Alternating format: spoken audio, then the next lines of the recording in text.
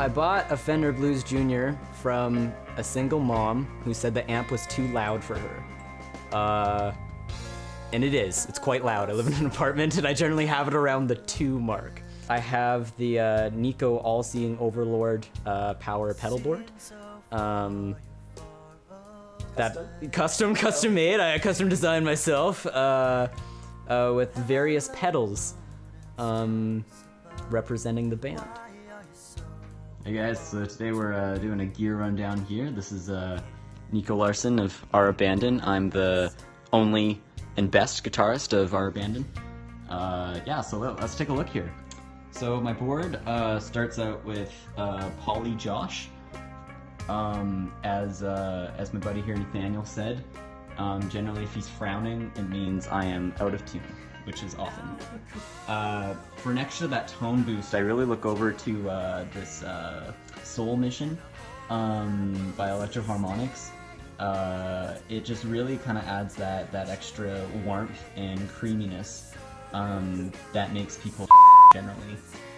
For that extra grit that you need, I move over to the Kyle motherfucking Distortion. It's orange, it's ballsy, and it's badass. For that really tone, I look over at the Hall of Nathaniel, generally on the lo-fi setting, tones over there, dusty pedal. It's a great time. Anyways, yeah, this is the centralized over the all-knowing power Nico Larson pedal board. So I hope you guys had a good time. I'll catch you next time on Gear Rundown. That's all I will say about that.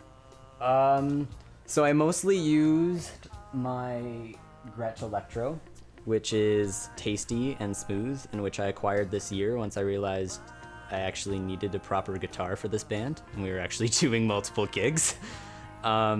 So it worked really well for a lot of the mid stuff, for like kind of the lead stuff in terms and introspection and stuff.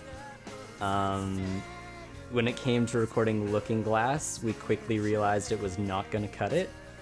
My little tiny gauges were not gonna fulfill that gaping hole of sound that needed to be filled. Ended up using Keenan's Jackson.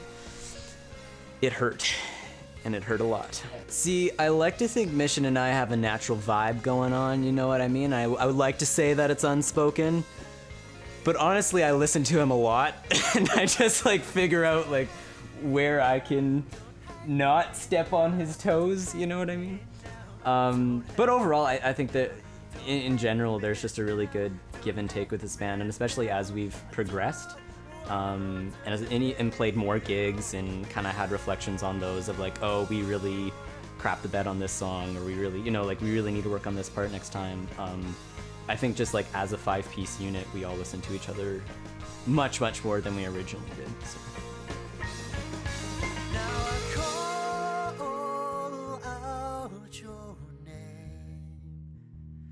Hope that will sustain what's left in chains.